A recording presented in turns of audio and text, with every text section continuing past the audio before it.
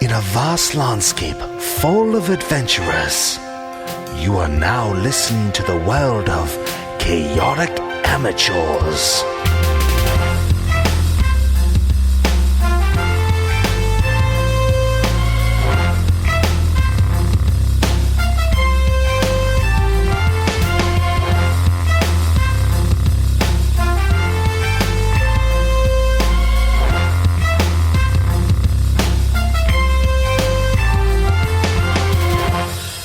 And welcome back to another exciting week of Chaotic Amateurs, D&D's best 5e homebrewed live play sweet action podcast. Oh, it's me, it's Bentley, your favorite DM ever to grace the planet Earth.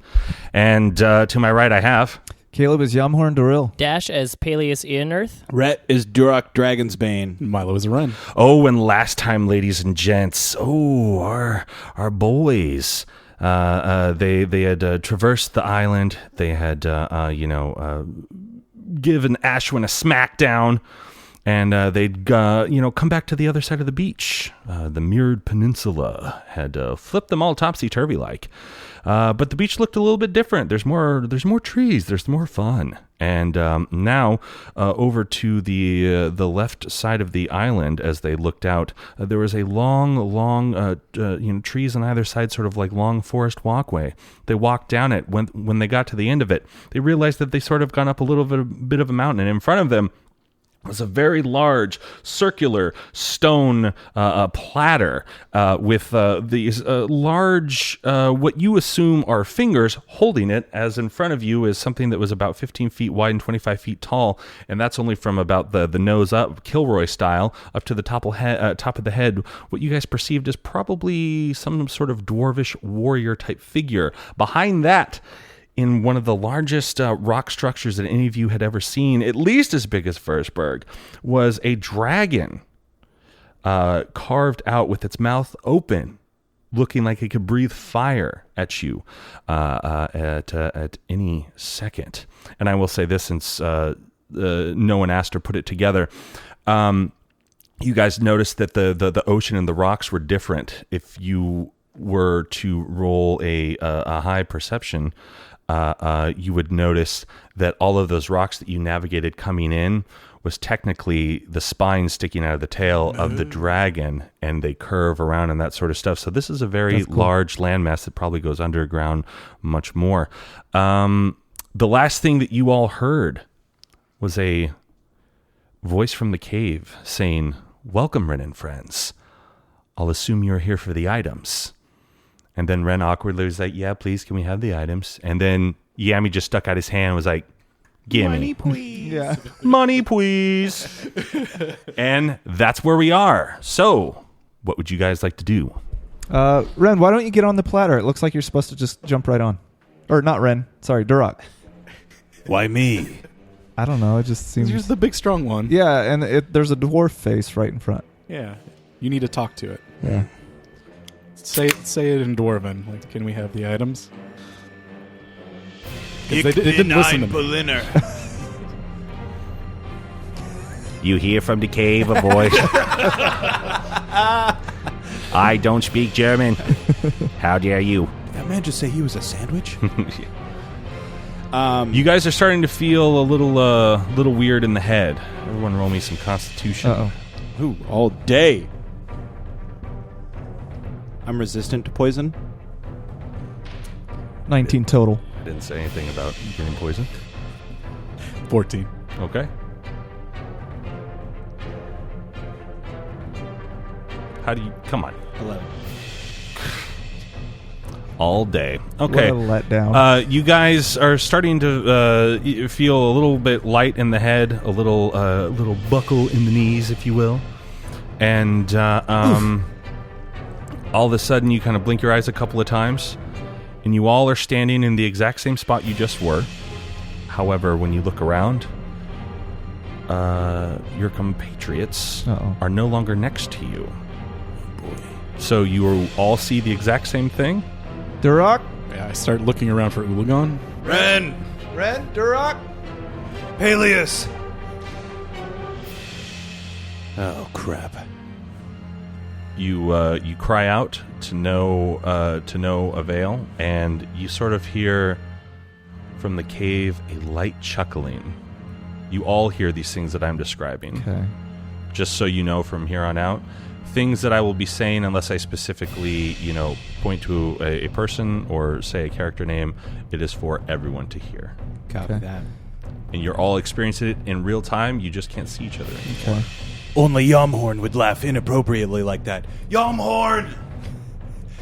I want to slowly approach the platter and investigate it. Like look a little closer at it if I can, see if there's anything Okay, interesting about it. sure.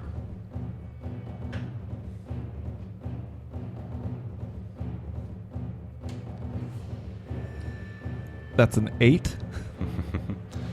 Well, you walk up to the the steps up the platter here, and you immediately hang a right, and you just walk around the entire edge of it, and you're like, circles. I like it. Platter. And you're like, man, this guy has big fingers. Classic dwarf stuff. Will an 8 allow me to count the number of fingers? Yeah. How many fingers are there?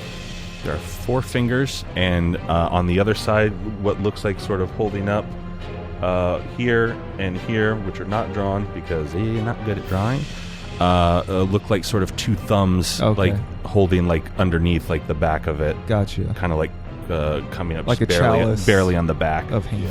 Okay.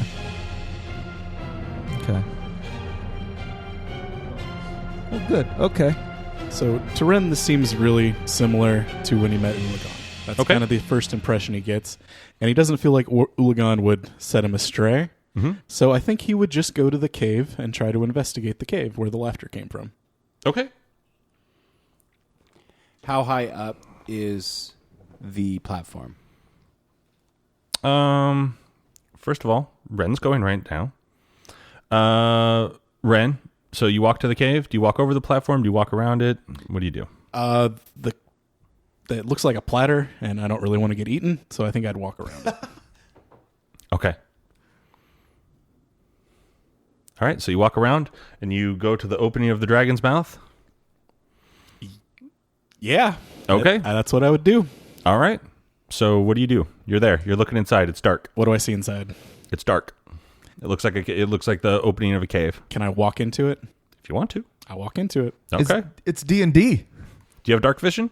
No, I don't. Okay. So you start walking in a little bit, and as you start to walk in, you see that it, like, even though it's like an open mouthed sort of cave and that sort of thing, it starts to get a little dark a little quicker than you thought. Seeing those, you could turn around and look out and still see like the sunlight and everything behind you. I do have a candle, and I'll light that candle. Okay. So. It seems to sort of illuminate, like if you were in a pitch black room, just sort of illuminate like, around your head, like, 2 to 3 feet, like a circle. Okay, around so I could see my feet with that. Yeah, you could see you could see your whole body and then maybe 6 inches in front of you. But it's still, I mean, like if you keep going in, you'll definitely be in complete darkness. Okay, yeah, I'll keep on walking in as long as there's footing for me to walk on. You keep walking forward. Now we go to Durok's experience, who's been yelling for Yomhorn, crying out for him. Yomhorn! The joke's not funny anymore. So how high is the platform again? It's about 3 or 4 steps up, so I don't know, max 3 feet off the ground. Okay. I go up on the platform. Okay. Go up on the platform. We'll We'll just keep this order. Boom, boom, boom. Do I recognize the figures of the dwarf at all? The fingers? Is that what you said? I thought there was like a kind of a face to it. This as is well. the face Right. that's standing out of the ground, and then you assume by where this is, if it was fully exposed, it would look like a human holding like some Right. sort of platter or plate, like right out in front of their face, type of thing. Do I recognize this scene from like any sort of lore, dwarven lore or history? I don't know. Roll a history check.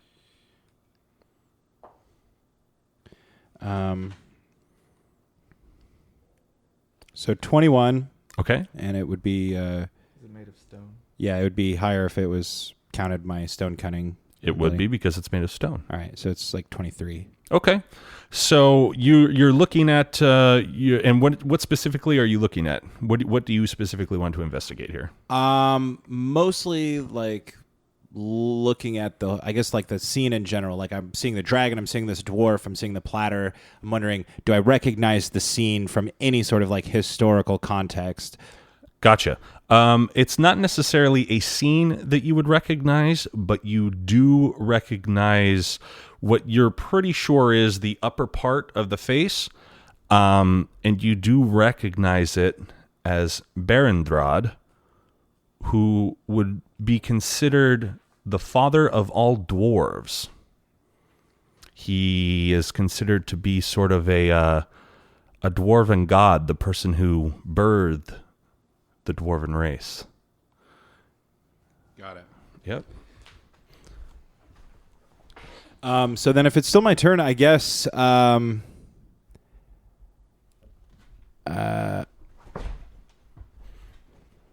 go into the cave myself if nothing's happening on the platter. Okay, so you're gonna hop off the just hop off into the platter and walk around the head. Yeah. Okay. As you walk by the head, you're now even more certain that this is Berendrad, just because you can kind of see the ornate helmet and everything that he's wearing. You recognize the markings, and you're like, oh, this. You've seen him in texts and other sculptures and that sort of stuff. Tapestries. Yeah. Dwarves love tapestries. Yeah. So same thing happens to you. You get to the edge of the cave. Do you walk all the way in, or? Yeah. You do? Okay, same thing happens to you. You start to walk all the way in, and as soon as you sort of past the side of the mouth, where the jaws come together, it gets a lot darker than it actually should. Just seen as that a foot before you were standing outside in midday or whatever, so it's where the sun's out and all that stuff. You're like, oh wow, okay, this got real dark real quick. I do have dark vision. Does that help? You see about the same as Ren does with his candle. Oh. We now cut to Peleus. Okay, Peleus, you were by yourself. All of a sudden, your friends, as you can see here, Ren was on your left, Duroc and Yemhorn were on your right, and you're just standing there now looking at this platter, and you're all of a sudden they're just not there. It's like you were looking around, and then they just blink of an eye gone. Oh, this reminds me of a couple times out on sea. Turns out I had just fallen off the boat. But I don't think it's one of those situations, so I think I'm going to do some exploring here. I'm going to do an Arcana check on the platform and the statue. Oh, okay, sure.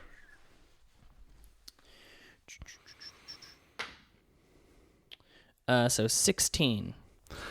Okay. Was there something specific you would like to do with it, or just overall general magical vibe? See if I can, sense kind of a magical vibe, if it's emanating from a very specific point, or if there's if I can trace the flow of magic. Okay. You were. That was a very good roll. I had it just at a 10, just to get us going here. So you actually, you open yourself up to the universe of magic, and it's right, flow through me, baby.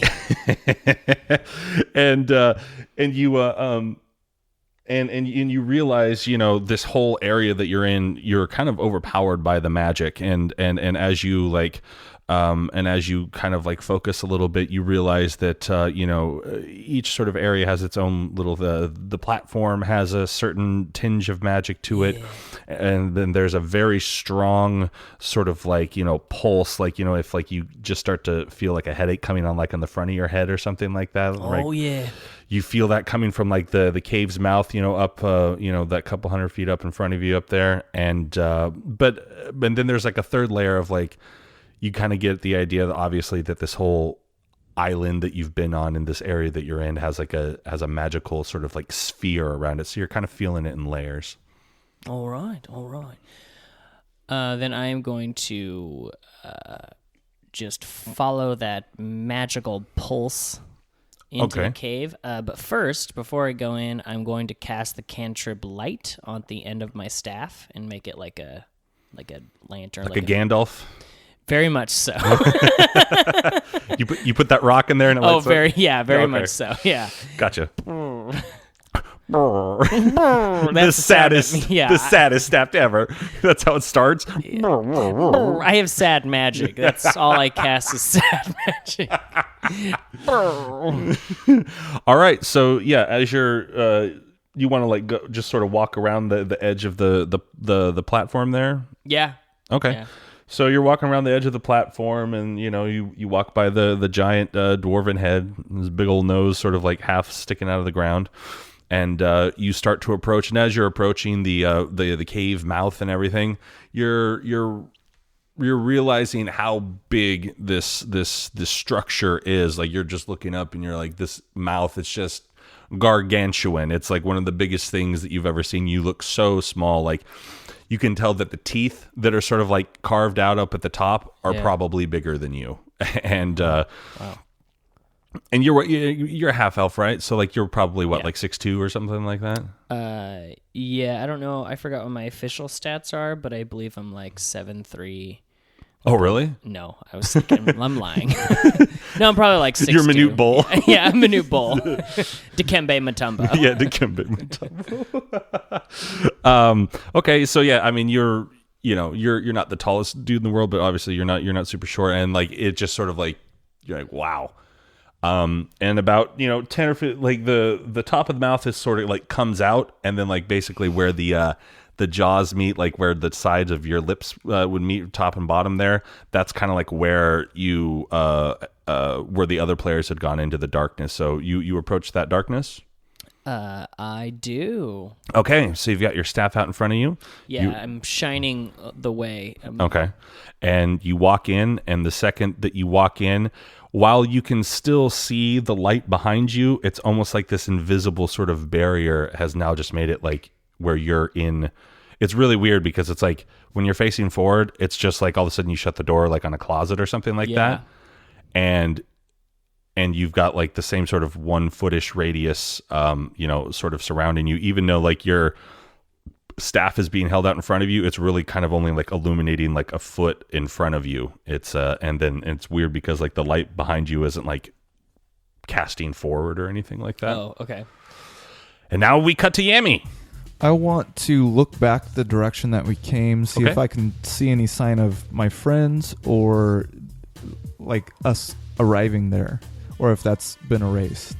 You don't see any sign of your friends, and it's not like you guys were like leaving a trail of breadcrumbs. So like it looks as though it's the exact same way that you guys came. It just seemed as though all of a sudden when you look to your left, everybody just disappeared. Okay. But the land, the sound, everything, it all sort of, the fluttering in the trees, everything, everything is like, it's just like you were standing there and they were like, hey, guy. Oh, wait. Okay.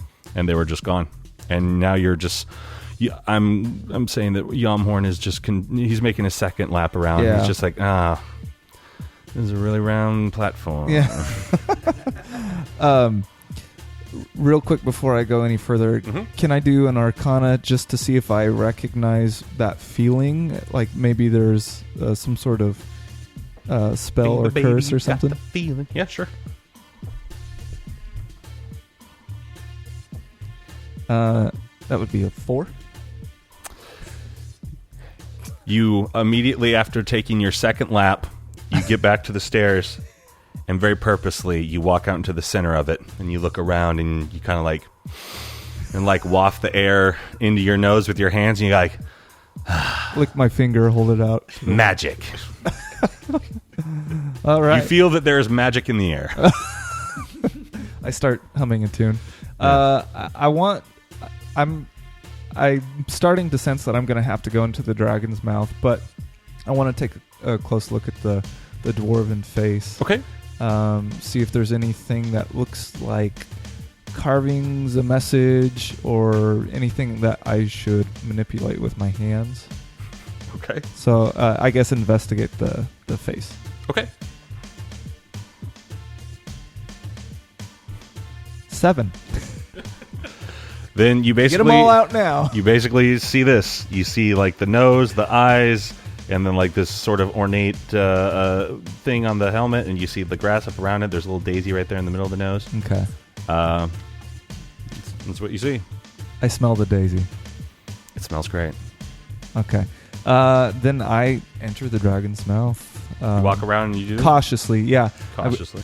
I walk around the face, and I draw my hammer before walking in, and it's like I'm creeping in slowly with my hammer Okay. at my side. Sure. You walk inside and you And go all the way in. Yeah, and I want to be calling out to this mysterious voice saying hello, Uh-huh.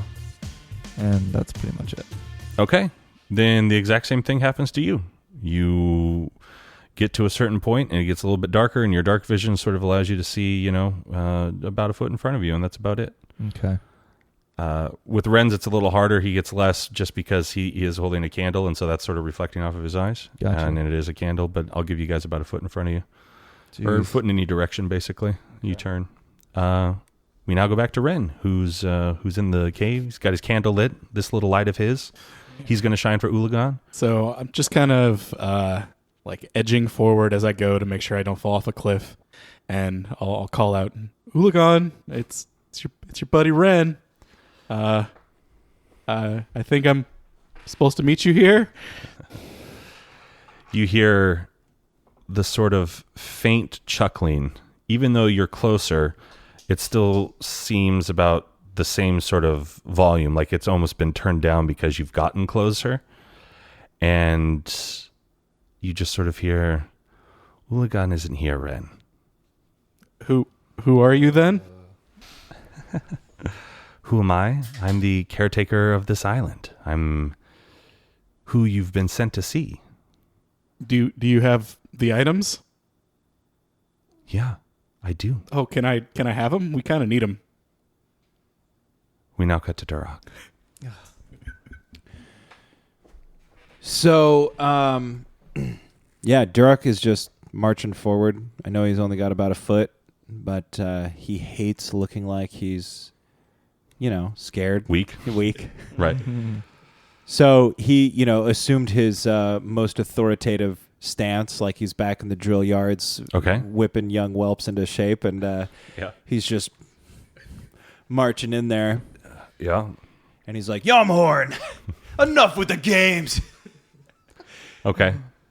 And you're just marching. You didn't pull your sword or anything. You're just marching in. Just marching in. Okay. How long do you keep? Roll me a d6. 6. Great.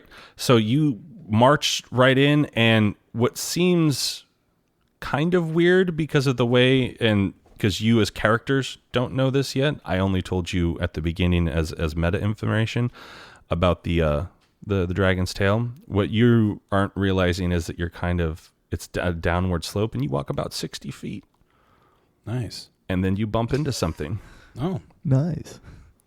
and it knocks you flat on your butt because you're just marching forward. Almost like it,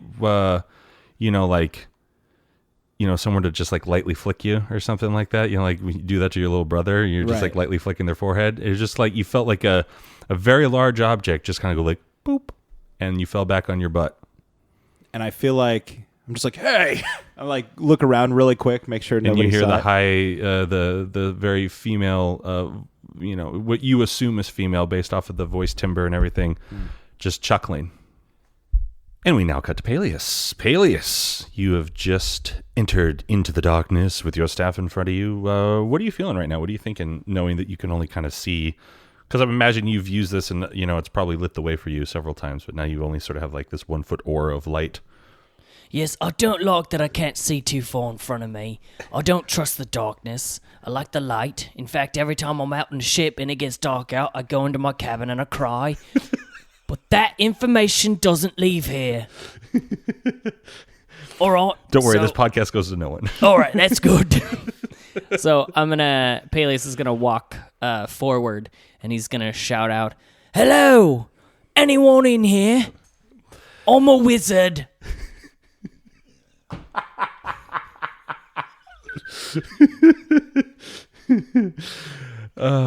You hear what seems to be what you would assume is, sort of a female timbre of laughter, and it seems to be from the voice coming from within the cave, but also sort of around you at the same time. And well, hello, Peleus. So wonderful to see you again. How's your mother? Oh, your voice is sultry. You know me, Mum? Was that you, Kathy? And the voice sort of chuckles again. No, Peleus, you wouldn't remember me, but yes, your mother and I, we go back a little bit. I've conversed with her on several occasions. And then Peleus slams his quarterstaff down into the ground and yells, "Show yourself!" All in good time, Peleus, all in good time. So, why are you here? Well, kicks and giggles and whatnot. We got bored of the high seas. Figured I'd try this adventure out. Oh, no. Oh, shoot, no. I'm here for trinkets. I'm here for things. The other three are here for something, and I'm helping them. You got something for us? I'll take it. The items. The items. That was the word. It slipped me mind. Yes. Your mother has sent them here for the 2 items, and you have been passing the test. However, Peleus, your mom played a little joke on you as well, because unbeknownst to everyone else, you're here for part of an item as well. Okay, news to me. What is that amulet you wear around your chest, Peleus? Oh, this whole thing? Mm-hmm. I think I won it in a card game, or a dice game, or I woke up with it around my neck. Never one for details, eh, Peleus? Well, I'll typically acquire all my items through one of those 3 means, so... She says, these trials and tribulations have not just been for your friends, but for you as well. Oh. Your mother played a little bit of a trick on you there. And as long as you pass everything here, maybe we can make that amulet of yours complete. Okay, well, give me the tests. I'm ready. I can do it. And I won't pass out this time. And we now cut to Yamhorn. Okay. From the outside, did I notice about how wide the mouth is? It's huge. It's the size of a mountain. Oh, yeah. This whole thing is like the size of a mountain. So imagine I guess Mount Hood carved into a dragon with its mouth open. Okay, now I have reference. Okay. I guess the reason I ask is because I feel like I would try to reach, considering my dark vision is very limited for some reason, which is bothering me as Yamhorn. I would try to go and reach the side so I could walk along the side, like feeling the side. So that way I can at least track back. At least that's my thinking. All right, roll me a D4.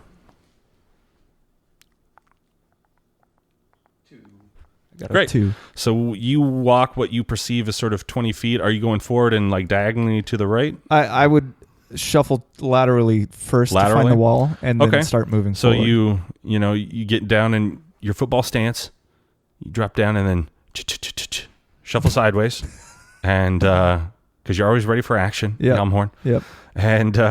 And so you shuffle sideways, and then you feel out the wall, and you're like, safety in walls. And then you start walking forward. I feel better now. Yeah. Yeah. And I'm still calling out hello as I'm moving along. And do I notice any sort of audible? Yeah, it's echoey. It's echoey, like you would assume a cave would be. Okay.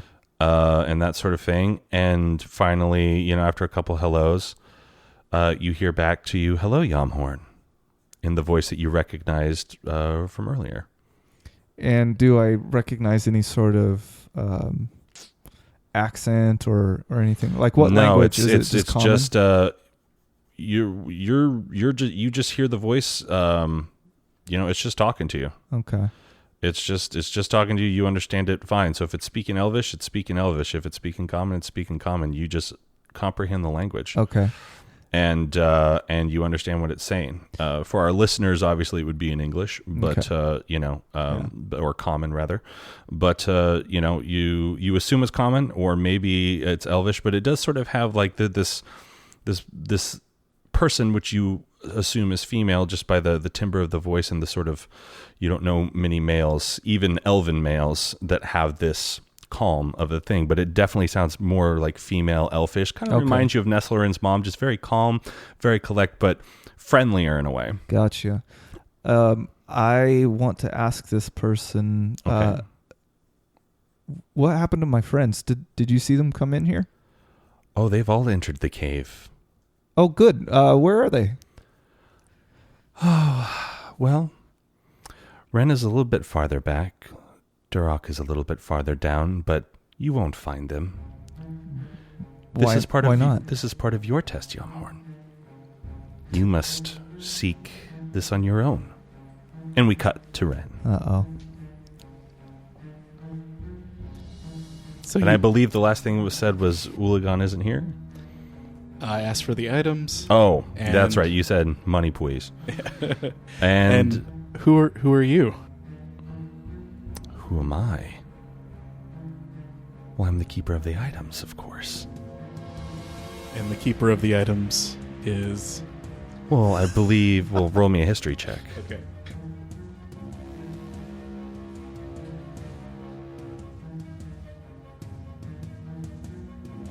$70.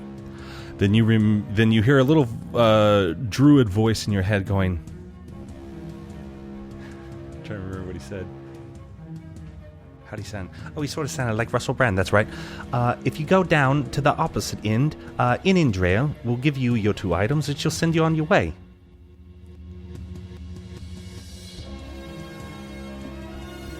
So, you would likely assume that this is in Indrail. Yeah. In Indriel? Is that you? Oh, people always get my name wrong.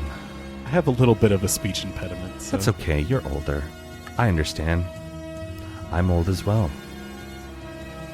And at this point, you hear a shuffling of what sounds like a very large object starting to walk towards you. Duroc, you've been knocked on your bobo. I get back to my feet, and You hear the sort of light chuckling. Oh, Duroc, ever so headstrong. What, you think this is funny? I very much do. Show yourself then, and we'll settle this. Oh, Duroc, you could not beat me. Well, fine. What is it that you want then with these games? I believe you were sent here for a specific reason. Were you not? You know I was. I know, but I think you forget. I'm here to remind you. The items then, and I'll be on my way. Oh, well, if this island has shown you anything, there's tests upon tests in order to get such wondrous items. Plus, there's a little surprise for you. But you're going to have to pass the test, Duroc. And you start to hear the very large creature movement that Ren heard, but since you were so close, you feel this giant thing like wisp right past you, and it's starting to go by you. And it's walking towards the entrance of the mouth. We now cut to Peleus. All right, Peleus, you are in the cave, and you've just had the information that this voice knows your mummy, and a little bit of trickery to get you here as well. About your amulet. At this point, you start to hear in the distance like a low thud, and the ground sort of shakes a little bit in front of you. That's my stomach. That's Peleus' stomach. It hurt his tum-tum. He goes, "Who's there? Who's there? Show yourself!" And he starts waving his light quarterstaff. Yeah, in front of you. Yeah, frantically. Show yourself. What angle are you coming from? Who are you? Where are you coming from? I ain't scared. Come on. All right. So Peleus, do you think your mother would have sent you here if she thought you were going to die? To be quite honest, I mean, no, but you never know. All right, so what's the test? Come on. Also, who are you? What's your name? Let's start with names, then, maybe a drink. And then she says, maybe you should roll a history check. Oh, yeah, that would make sense.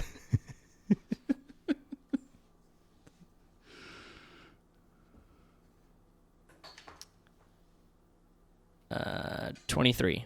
Okay. Then you hear in your mind your buddy Ashwin. Go to Inindrel. She'll give you the items that you're looking for and send you on your way. Oh, yeah. He did mention you. Yeah. Now it's coming back. Like I said, I'll black out. I'll pass out. And to be fair, also after that, you had I think you're still under the effects of it. You took several swigs off of your flask, and I put you at I think I put your constitution or something. It was like a 4, and now it's down to a 1. Oh yeah, that's right. Yeah. So, I forgot to bring this up. You still have your boots off technically, unless you said, because you took them off the second you got on the land. You battled the scorpion. You did all this stuff without your boots on. Have just been kind of carrying them, unless you want to now specifically put them back on. I should put my boots back on. Now that the effects of that flask are wearing off, I'm realizing I've been barefoot for a long time. I'm going to put my boots back on. Okay, boot sound effects, click, click. And as you exclaim, "Oh yeah, my boots," out loud, you feel this in the darkness, the sort of rumble getting closer to you, and then you feel this thud in what feels as a very large, like, the only thing I would say is like a pillar stopped right in front of you, and with your sort of staff, I'm assuming you're just standing there now after you've. I'd like to think that maybe you held on to your staff and were kind of like hopping on one leg to put your boots on or something like that. Yeah. And so there's enough of a light that you sort of see when it stops this very large sort of cylindrical-esque object. And it says, "Well, follow me, Peleus." And we now cut to Yamhorn. Ew, I don't know if I want to do anything. It was gross. Oh, you said ew. I was yeah. wondering what you said. Well, mysterious voice. It would seem. Do you not know who I am? I I believe you were sent here for a specific reason. I'm trying not to. Did the druid not tell you the name? Roll a history check, please. Says the mysterious voice. 16. Then you would hear the druid in your head, Ashwin. Right, you go to the end of the island and you find Inindrel, and she'll have you 2 items and send you on your way. In Inindrel? Ah, so you were told. Good. I was going to have to go spank that silly little druid. Lest he runs through the trees. I hate when he does that. Yeah, he has a pretty bad habit of doing that, and that was really frustrating. Can I have the items, please? Oh, no. There's still more tests to pass, Yamhorn. Oh, vey. Okay, well, let me at it. Let's get this done. And how far did you go into the cave? Not very far, right? You just I sort of don't got up think next so. to the wall? Yeah. Okay. So from down in the cave, you start to hear a very large object walking towards you. I'm just... What is that? Now we cut to Ren. So what are you doing? Is it still really dark? Yep. Okay. I'm gonna ask her what the sound down the hallway is. Shaco, that's me. But you're here. I'm everywhere. Oh. So, would you like to go on with the tests, young Ren? If there's tests to get these, I feel like Ulagon will guide me and Ah, yes, Ulagon. Quite the character, him. I'll pass whatever test you can throw at me. Doesn't sound like you think. He sounds exactly like I thought. Oh. A god. Oh. He must like you. I think we're on good terms. Okay. So, Ren, you're going to hear this large object getting closer to you. You can tell that it's walking. What does it sound like? Is it like rocks or is it like flesh or? It doesn't sound like it's like a stone giant since you've battled that sort of thing before. It sounds like it would, be fleshy. It sounds like it would be more of a natural creature walking towards you, but booming with every step, and the sort of booming and the ground sort of rumbling gets louder as you as it what you can assume is getting closer to you. I wish I had some way to light this area. I'll just take total defense until I can see what it is. I don't like this helplessness that we all feel. Metagaming, I'm surprised no one's just turned around and walked out of the cave. This is the test. This is where we need to be. I was going to, but Is it? It wasn't my turn. And so, okay. So, Ren, all of a sudden you feel the object getting insanely close, and then you feel and hear one more step, and it seems awfully close to you, and with enough force that it blows out your light, and it says, "Come with me, Ren, into the sunlight." And now we cut to Duroc. So I imagine that, I just heard this giant rushing sound kind of go past me or whatever. And I say, "What's this? Part of the test then?" What, some foul beast you need me to slay? Can't do it yourself. Oh, Duroc. That was good. Oh, Duroc. Always looking to rush into action. Follow me, please. What, out of the cave? Yeah, the object's walking past you. I was like, or you can stay here in the dark, but I'm going outside where it's nice. So be it. I've go out. So you start to follow it out? Yeah. Okay. You turn around, and as you're walking out, the light all of a sudden hits it, and almost like it's immediately just like being revealed behind a corner. You start to see the silhouette of this very large object. Like, with how big the mouth is, it doesn't look that big, but you're also going like, you realize how much you have to like look up at it, and kind of you're like, oh crap. You internally think, I'm really glad I didn't have to fight this. And now we cut to Peleus. Peleus, the object seems to be standing in front of you. Just sort of stopped. Yeah, it's a big one. Yeah, it's big. Yeah, alright, no.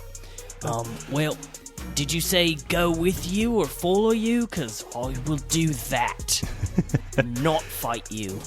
You're smarter than some of your friends. Well, there's a first for everything, Yeah, not always the brightest. The voice says to you, yes, come with me, Peleus. Follow me into the sun.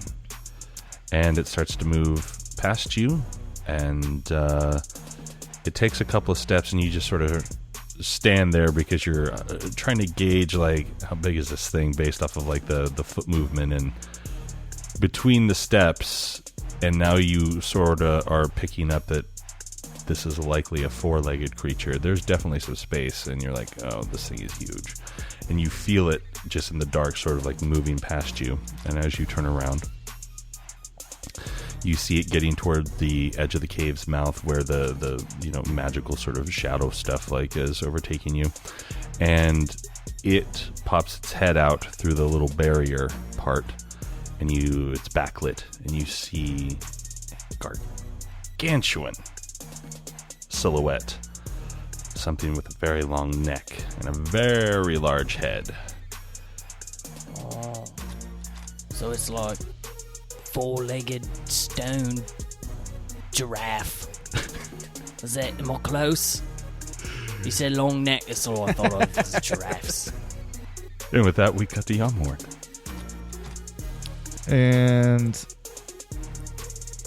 I guess listening, being in a cave, in the dark, unable to see, does it sound like a creepy thing, like a critter? No. Yamhorn, you realize that it sounds like something that is very, very large as it takes big steps, and there's enough sort of time in between the steps that you're like, okay, this is a big thing. It's not like a skittering of spider legs. No, and you're and with each step you kind of feel like, ugh. Okay. And I guess my butt clenches and I grab my hammer two hands as it's getting closer, not really knowing what to expect, kind of darting my head around as if I'll somehow be able to see. Relax. I'm not here to hurt you. I'm sorry, but I don't believe you. Okay. And since you're about you're just like right on the precipice, right? Yeah, just inside. Okay. So you, similar to Ren, feel it getting closer. Like with each step, it's a little bit louder. It's a little thuddier. And since you're right there on the precipice, you also see this outline. And your butt really clenches. Because as it... You hear the snap of my cheeks. Yep. Clench, yeah. Yeah. As Van Damme once said, I can crack one that's with my butt cheeks. Yeah. And you would have on that one. Ren, what were you doing exactly? I just took total defense and my candle went out and you asked me to go into the light. Okay. So you, once again, you're just standing there in front. You feel it starting to walk over you. And you're going to turn around. And what you guys don't know, but is exactly at the exact same time for all of my players here, is you see it hit that mouth opening where you guys basically lost light, and you all see a very tall, long-necked creature, and as it hits the sunlight, it now knows that it can be seen, and it takes a half a step more out, and it turns back and looks at you, and it says to all of you, "Are you coming or not?" And in front of you, you see the most magnificent golden dragon. And it's got a very, very wonderful diamond sort of like pattern along the top of its head, almost like a snake, and down its neck and over its back and tail. And it's like a nice teal blue that really accents the gold. And so, Ren? I'm actually really impressed by this dragon. I think it's really, really pretty, and it doesn't seem that threatening to me. So I'm going to follow it out of the cave. Nice. But also, it's mixed with the gold. I'm going through the monster manual here for my players. Let me see. Let me find it. I need to find the other one. So, its body is is that of its coloring rather is that of the one that I just showed you, which for the listener is on page 107, Ancient Bronze Dragon. However, the body and the coloring is actually that, and the stats is that of an Ancient Gold Dragon. But the coloring, I like the gold and the teal better. And the lankiness. I just like the coloring on that one better. But like the gold dragon, that's the ancient gold dragon. That's and so that's sort of like, you know, with the hanging sort of stuff. You know, it's a little bit more. You know, in the monster manual, that seems a little bit more male to me. This, you know, it doesn't have as like, you know, the sort of Fu Manchu like mustachy thing. This looks a little bit more elegant in features and face and that sort of thing. So it says to you all, are you coming, Bren? Yeah, I walk out of the cave and I get up close to it. I'm not really afraid of it. Okay, Duroc. Duroc, while he's walking out, sees the enormous size of this thing, would like to exercise his ability, know your enemy, and while he's walking, study a creature to learn if it is superior, inferior, or equal in strength. I can answer that for you. Duroc wants to know all the stats, strength, dexterity, constitution, of course, AC, current HP, total levels, etc. Wow. You get all of that with that spell? Yeah, to learn if they're more powerful or less powerful than me. So you get to know all of the stats? No. Just if they're stronger than me, basically. Okay. Which I assume the answer is yeah, like they're just stronger than me. But I would say, so what, I have to tell you the stats then? No. But I'm going to assume that that 40 on a strength beats yours. Barely, but yeah. Just doubles it. He doesn't. He'll never admit it. But Right. Does it have more HP than me currently? Only if you can beat 546. On a good day. Okay. So Duroc, sensing the mighty power of this majestic creature. And you also realize as you're doing this, you hear a chuckle in your mind, and you can tell it's the same voice. And she thoroughly allows you to read her stats. Any of the listeners can go to the monster manual and read what it is. But she shuts you out right when you realize how powerful of a legendary creature she is. In fact, she's so confident in her ability, she'll tell me that it's on page... Oh, sorry. I thought you had the book open.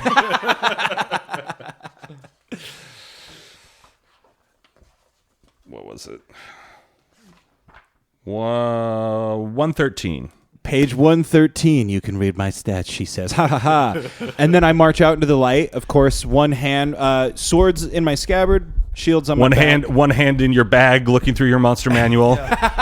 up the page out. And then you look and you go, oh crap, I'm glad we didn't fight in the dark in the cave. Right. I mean, yeah. The dark would have been preferable if I didn't know how big it was. Okay. But yeah, one hand on the pommel of my sword, and instead of having that authoritative stance, I'm trying to like get a little bit of a swagger so they don't see how, Scared you are. Yeah. Okay. Ren and Duroc, where do you walk to when you get up there? Knowing you're coming from out of the mouth. And where is she standing? She's just like right in the mouth area. Yeah, I just come up right on like the right hand side of her. Okay. And get as close as I feel comfortable, maybe like 5 or 10 feet. Okay. Yeah. Duroc? Yeah, I walk past her if I Okay. can. Sure. Do I see Ren when I'm doing it? Nope. I walk past her and out into kind of more the opening, kind of winding around, I guess, what would be on the left of this. It would be my right as I'm coming out. Okay. And sort of turn to face her and be able to see kind of the cave entrance, the dwarf head, and her. Okay. Yeah, you do, and the light's hitting you just right where those golden scales really, really sparkle and shine. But those, and they're actually, they look even darker. Like they're not like shining brightly, like sunlight hitting like a white paint job or something like that. It actually like makes them almost feel warmer and darker. And you can look at them, but they're glowing almost like a golden like brick or something like that. And the green is like shining, like a really nice like emerald type of feel to it. They almost seem like translucent, the scales. Gotcha. And she looks down at you. We now cut to Peleus. Peleus, you've seen this large object. What is your initial reaction to it? Oh my god, it's a gold dragon. Excuse me, ma'am, in drill, yeah. right? Yeah, can I ride you? Maybe later. We still have some tests and things to do. Oh, all right, no, I get it, but like, you're a dragon. Oh, ride a dragon. All right, so as a player, where do you walk to, Peleus? So Duroc is off to. Well, here's the thing: you don't see them. I mean, if you were to look out there, you don't see the. Oh, we still don't see each other. Yeah, you don't see each other. Okay.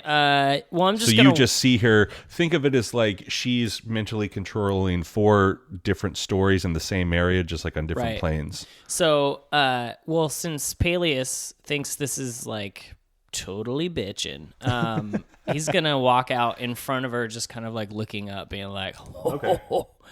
This is awesome. I think Peleus would try to climb up on top of the dwarf's head so he could like be up on because that's about 25 feet tall. Then that's what I'm gonna try and do. Okay. Yeah, give me a little athletics. Athletics, okay. Or acrobatics. Oh, I am not good at that. What about acrobatics? It'd be in dexterity.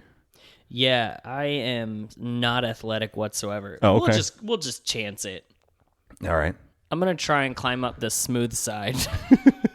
Well, luckily for you, there's like sort of like it's like a helmet that he's wearing, so like it's a very ornately designed helmet. Oh, so gotcha. there's different little stuff. footholds. Okay. Yeah, there's different stuff that you could kind of. Here we go with a -1.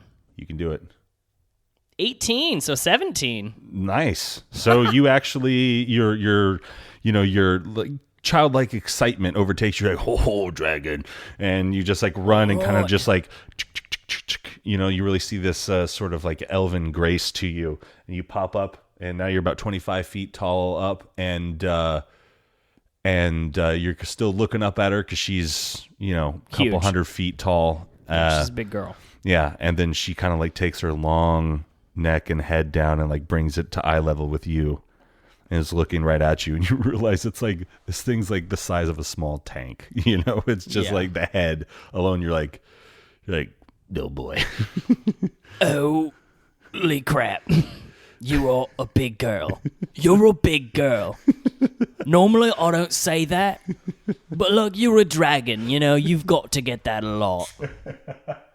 I get told a lot of things. Being called a big girl usually follows like kill the big beast, but you seem to mean no harm. It's totally a compliment, yeah. Normally it's not, but like here, totally a compliment. She appreciates it. And now we cut to Yamhorn. His breath catches in his throat as I'm going to start using the she pronoun just for ease. As she steps into the light, his breath it's a she, so you can do that. Catches in his throat and kind of drops his jaw and stutters out, "You're beautiful." You hear her just sort of lightly chuckle, and she says, "It's a very interesting take. I don't normally hear that. Most people are scared, but you don't seem to be." I'm in awe. That's very kind of you.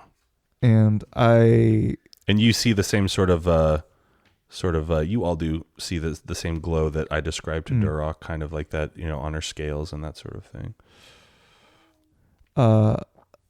I relax my butt cheeks and my She hand. tells you to. She's like, you can relax on that. It takes effort. Yeah. He's like, okay. He's like, I didn't even realize it was happening. She gives you a wink. And I still have my hammer out, but I now lower it down to my side as I walk towards the light, kind of getting close to her, and just as I get closer, my gaze goes up, like staring at like the bedazzlement. Mm-hmm. And I get close and I say, "Are you my friend?" And not like in a desperate way, but like I'm trying to figure this thing out. Like Sure. because I am obviously overtaken with it. Yep. And I just want to make sure it's not going to be at my demise. Okay. She sort of chuckles, and then swifter than you could imagine, her long neck. Which side are you standing on her? Right or left? I'm directly behind her, walking up towards the light. And as you get closer and you ask, "Are you my friend? Are you my mother?" Her head and her long neck drop in like a snake. She brings it around so because she's looking in, she like whoosh, and her face is just right in front of yours. And she kind of like does a little puff of smoke out of her nose, and she notices that you clench again. Yeah, for sure. And then you just hear laughing in your head. She goes, "I'm not here to harm you, Yamhorn, as I've already stated." And then her head slowly kind of goes back away, and you see her mouth open in what you assume is the dragon form of a grin. And then her head goes back up, and she starts to walk a little bit more out the cave and says, "Come." And I slowly, cautiously unclench and walk into the light. Okay. Yeah. She says it to all of you, all three of you, that, follow me, please. And what she ends up doing is, because she needs room to breathe here, she kind of ends up walking around and going towards like where the path is. So this is the path that you guys came down. And, there's trees all along either side of the path as well. She says, Mama needs to stretch her legs. And so she walks around. Do you guys follow? You can just yes or no me. Yes. Yeah. Okay. So she walks around to basically where you guys started. And, she's now facing the thing. And she's seen, the same thing that you guys saw when you first got there. And she's like, "It's a wonderful sight, isn't it? It's beautiful." Who made this?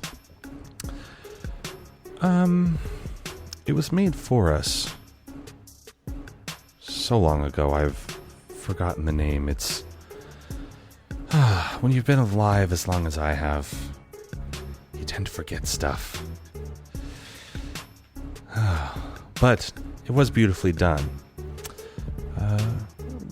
The first person who, what is his name? It's the dwarven man right there. He helped us originally when we first arrived here. She's saying that to all of us? Yeah. Okay. Yep. What are you doing? Just reading up on stuff. Put that away.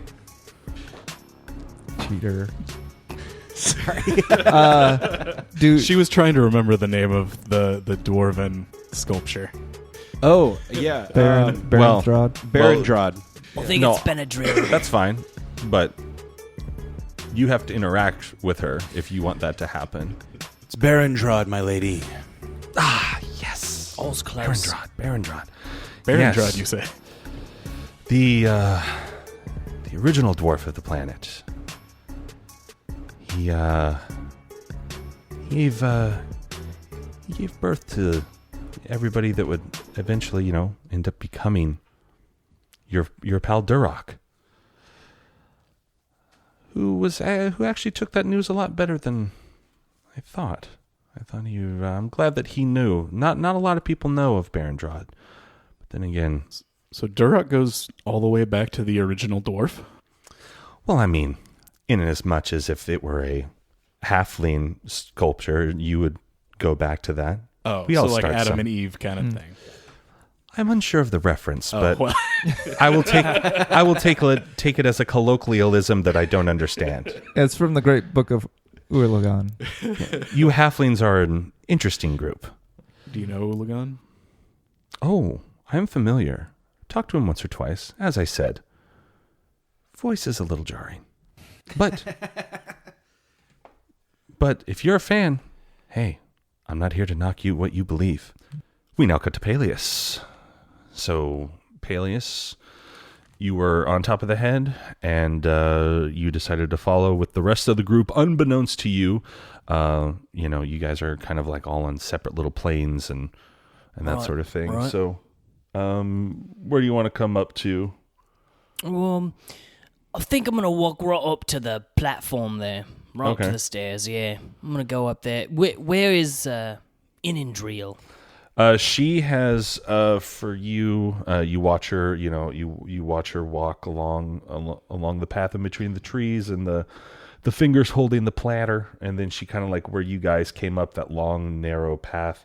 She just kind of like does a little U-turn right there and kind of sits back down like on her back haunches and just kind of spreads her wings a little bit, flutters them. It's like, giving a little stretch, and she's standing there talking to you, having given you all the information that you heard before with all the other players. Okay, all right. So we gotta do something. Is the test on this platform? Is that where we do the tests for the stuff, the items? Got it that time. Didn't slip me mind. She kind of chuckles, and she says, she's like, I see why your mother likes you so much. She's like, you're a lot of fun. The tests, the items, of course. Now, your friends, they have their own, but you have something that you need to complete. You'll notice that your amulet is only half complete. It's like a crescent moon. And there's that little notch missing out of the middle. Haven't you ever wondered what happens with the other side? Or have you always just thought that was it? I have absolutely never wondered. I thought this was the whole amulet. I thought it was the whole thing, really. Okay. Like I said, probably woke up with it around my neck. Oh, she kind of, you hear her kind of chuckling to herself, and she kind of like, what you assume does the dragon version of a smile, because you just see these big teeth kind of like come up and around. Oh, is a dragon smiling at me? Oh my god, this is the best day. We now cut to Yami. In trying to prepare for this task ahead, I ask her, do you have any wisdom to share? Will you permit me any wisdom to prepare for this test? I would say know your history, Horn. Know in the deep recesses of your mind. The deep recesses of your mind, the answers are all there. Whether you realize that you know them or not. All you have to do is be a little clever. And, remember what you're supposed to. I am screwed. You very well may be. There's There's one person I do worry about as I've been watching the progress of you. Although, that dwarf and his temper. I immediately drop to my knees and say, do you mind if I just say a quick prayer? Oh, by all means. We cut to Ren. Damn, I really wish I was there. Pray to you to show mercy on me, great dragon. I want to ask her, are you like related to the dragon that we released? Are you like its mother? No, I am not the mother of that foul creature that has been unleashed on this world. I agree. We should make sure it doesn't continue to live. That is, while I don't disagree with you, that is hard for me to get on board with, as the youths are saying.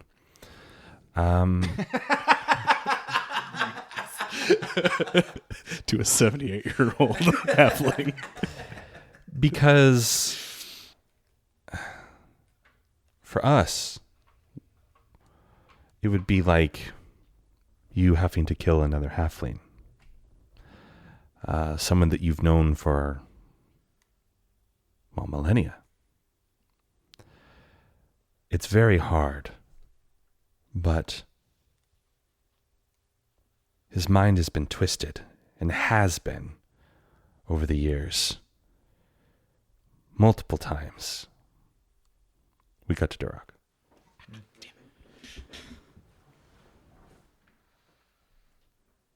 Yeah.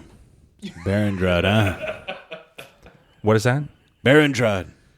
Barandrad. Yeah. Did you know him? I did. That's cool. Ah, yes. More colloquialisms.